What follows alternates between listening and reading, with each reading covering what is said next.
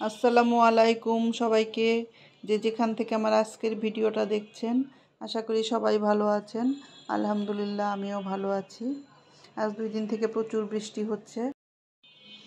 আষাঢ় শ্রাবণ মাসে এরকম বৃষ্টি না হলে আবার ভালোও লাগে না। আমার কাছে কিন্তু খুবই ভালো লাগে এরকম বৃষ্টি। সারাদিন বৃষ্টি হতেই থাকে, একটু পর পর থেমে থেমে বৃষ্টি। এরকম বৃষ্টি দেখলেই আমার মনে হয় খিচুড়ি খাওয়ার বৃষ্টি নেমেছে। আবার এরকম বৃষ্টির দিনে শুধু খিচুড়ি না, আপনার মুড়ি মাখা, চানাচুর মাখা, সবাই মিলে বসেও গল্প করা, লুডো খেলে সময় কাটানো বা ইনডোর গেম আরও অন্য কিছু হতে পারে। খুবই ভালো লাগে এসব আমার কাছে। আজকে বিকালে আমি বাসায় কোনো নাস্তা তৈরি করি নাই, ছেলেকে দিয়ে বাইরে থেকে একটু নাস্তা কিনে নিয়ে আসলাম।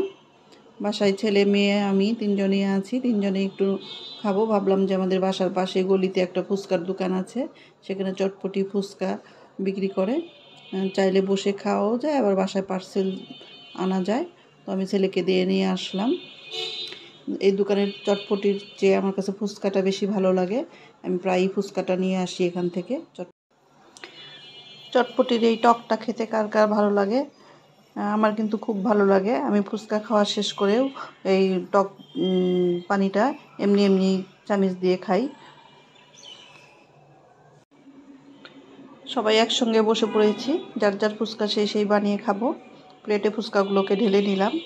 অনেকগুলো ফুচকা দিয়েছে এখানে, সম্ভবত 3 প্লেট ফুচকা নিয়ে এসেছে আমার ছেলে।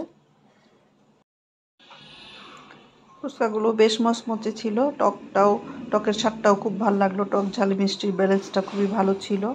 এখানে ডাল, ডিম সব একটা বক্সে করে দিয়ে দিয়েছে।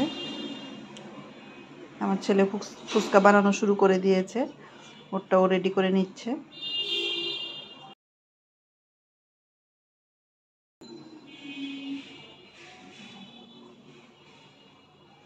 ডাল আর ডিমটা না মাখিয়ে সে ফুচকাতে ভরে নিচ্ছিল। ওরা আপু ওকে বললো যে ওটাকে একটু মাখিয়ে নাও, এখন সে একটু মাখিয়ে নিচ্ছে।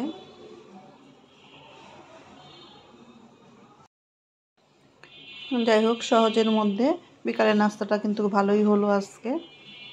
সবাই একসঙ্গে মিলে নাস্তা করলাম। অনেক দিন হলো তেমন কোনো ভিডিও করা হচ্ছে না, তাই আজকে ফুচকা খেতে খেতে মনে হলো যে একটা ভিডিও করে ফেলি। অতি সাধারণভাবে, তেমন কিছু না।